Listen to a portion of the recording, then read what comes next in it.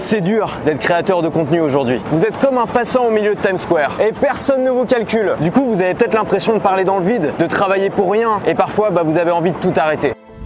Voici Jimmy. Jimmy n'a que 24 heures dans une journée. Et dans ces 24 heures, il prend environ 2 heures pour manger, 8 heures pour dormir et environ 10 heures pour aller bosser. Et enfin, 3h30 pour vivre. Et à la fin de la journée, Jimmy n'a plus que seulement 30 minutes par jour pour consulter son réseau social préféré. Et dans ces 30 minutes qu'il lui reste, à chaque fois qu'il se connecte sur YouTube, il doit partager ces précieuses 30 minutes en regardant une dizaine de ses YouTubeurs préférés. Ce qui signifie que chacun de ses YouTubeurs préférés n'obtient que 3 minutes de son temps précieux. Maintenant, gardez ce chiffre en tête. Parce que ça, c'était Jimmy il y a 3 ans avant l'arrivée du Covid. Car lorsque la vague de Covid a frappé et que beaucoup de personnes ont perdu leur emploi, tout le monde a voulu connaître le petit secret bien caché pour gagner de l'argent sur Internet.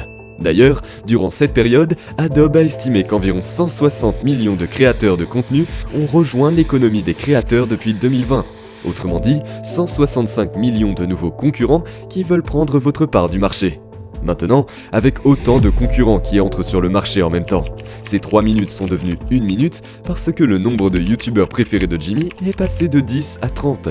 Ce qui signifie qu'à chaque fois que Jimmy se connecte sur YouTube, Instagram ou TikTok, on lui présente 30 nouveaux créateurs différents à regarder. D'où l'explosion des formats shorts, qui ne durent qu'1 minute parce que Jimmy est tellement frustré qu'il ne peut se permettre de regarder qu'1 minute de contenu par créateur. Donc pour résumer, chaque créateur de contenu n'a droit qu'à 1 minute du temps précieux de Jimmy. Maintenant, gardez encore ce chiffre en tête, car ça, c'était Jimmy il y a 4 mois, avant que l'intelligence artificielle a été introduite au grand public. Maintenant, dites-nous, à votre avis, que va-t-il se passer aux 1 minute restantes de Jimmy si tout le monde et sa grand-mère peuvent cliquer sur un bouton et générer du contenu en 1 seconde gratuitement ? Parce que si vous écoutez tous les gourous qui parlent de la façon de gagner de l'argent avec l'intelligence artificielle, ils parlent tous d'augmenter la production de contenu que Jimmy n'a déjà même plus le temps de consommer. Mais aussi, personne n'a pensé au pauvre petit Jimmy qui n'a que 30 minutes à offrir, et qui, au lieu de devoir choisir entre 30 créateurs différents, il se trouve maintenant à devoir choisir entre 100 créateurs de contenu différents. Voici le problème auquel chaque créateur est sur le point d'être confronté. Au lieu de penser à augmenter la production avec l'intelligence artificielle comme tous les gourous vous crient dessus de faire, les plus intelligents pensent au pauvre petit Jimmy. Ils pensent plutôt à la consommation de contenu, ils pensent au pauvre petit Jimmy qui n'a que 30 minutes à donner par jour. Donc, si vous êtes un créateur de contenu, si vous ne regardez pas cette vidéo jusqu'au bout pour comprendre comment vous protéger et vous démarquer de la concurrence, ne soyez pas surpris si vous devenez obsolète dans les prochains mois à venir. Ainsi, comment vous et nous pouvons nous assurer que nous sommes la personne que Jimmy choisit par défaut parmi les 100 créateurs différents qui lui sont présentés ? Eh bien, voici 3 stratégies que nous mettons en place ici chez Fondateur Média. Et dans cette vidéo, nous allons vous les dévoiler. Stratégie numéro 1, utilisez la sociologie pour influencer les conditions initiales de vos vidéos. Comme nous l'avons dit, augmenter la production de contenu n'est plus la stratégie à déployer pour gagner, mais plutôt se concentrer sur la consommation des contenus. Alors, comment faire pour que Jimmy choisisse notre contenu plutôt que les 99 autres concurrents ? Eh bien, nous allons utiliser la sociologie pour influencer sa décision. Maintenant, qu'est-ce que la sociologie ? Selon l'internaute, la sociologie désigne la science qui étudie l'homme dans son rapport avec les autres. Son objectif est notamment de comprendre et expliquer l'impact de la dimension sociale sur les individus, leur comportement, etc. Autrement dit, comment est-ce que la masse influence nos décisions ? Pour vous aider à comprendre, voyons un exemple concret. Si vous vous connectez sur YouTube et qu'on vous présente 2 vidéos qui ont été postées récemment, comment allez-vous choisir lequel regarder ? Bien que la miniature, le sujet, le titre sont des facteurs importants pour choisir quelle vidéo regarder, un autre facteur qui vous influence est simplement le nombre de vues. C'est-à-dire que si l'une a 10 000 vues dans la première heure et que la seconde a 500 vues aussi dans la première heure de publication, eh bien dans votre tête, vous allez vous dire si 10 000 personnes ont déjà choisi de regarder cette vidéo, alors elle doit être importante. Et ensuite, vous cliquez car 10 000 personnes ont déjà décidé pour vous.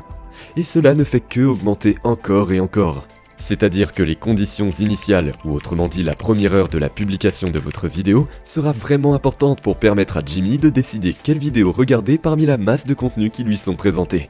Maintenant, tout cela est cool à savoir en théorie, mais comment faire cela en pratique ? 1. Pensez à promouvoir vos vidéos sur les réseaux sociaux immédiatement après avoir publié une vidéo. 2. Vous pouvez envoyer une newsletter à vos abonnés pour les informer d'aller voir votre nouvelle vidéo dès sa sortie.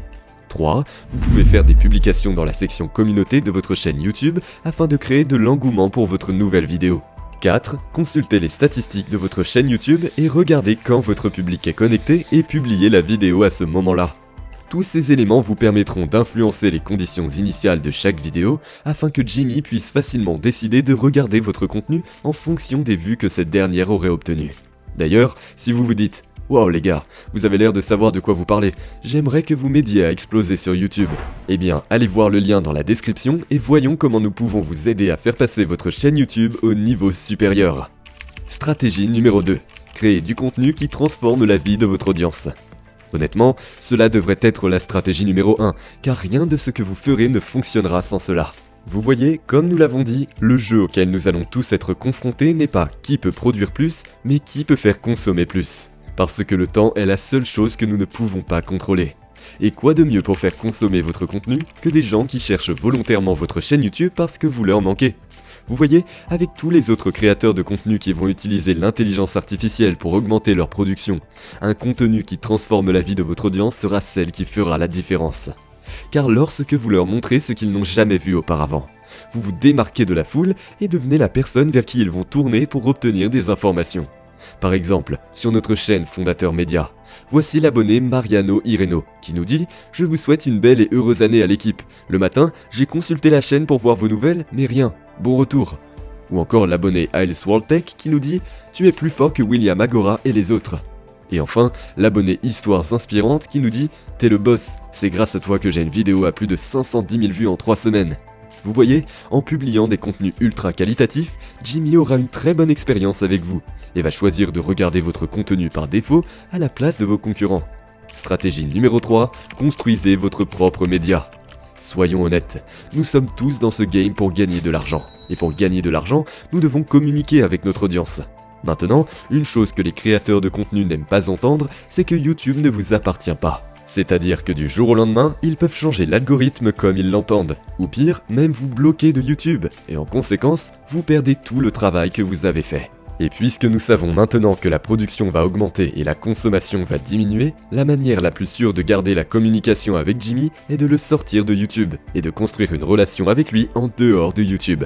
Ceux qui sont malins construisent leur liste email ou leur canal Telegram. Et vous voyez même certains proposer de rejoindre leur canal WhatsApp parce qu'ils savent que la consommation va bientôt diminuer sur les réseaux sociaux. En construisant votre propre média, vous êtes sûr de pouvoir garder la communication avec Jimmy et ne plus être dépendant de YouTube, Instagram ou le prochain réseau social qui viendra à l'avenir. Et une personne qui a remarqué cette tendance de loin est cet entrepreneur appelé Russell Brunson. Après avoir vécu une situation similaire, il a décidé de raconter cette expérience dans son livre nommé Dotcom Secrets. Si vous voulez voir d'autres astuces qu'il a déployées pour sauver son business pendant que les plateformes ont tous changé leur algorithme, alors cliquez sur la vidéo qui s'affiche à gauche pour voir le résumé complet ou cliquez simplement sur la vidéo qui s'affiche à droite que YouTube pense que vous allez apprécier.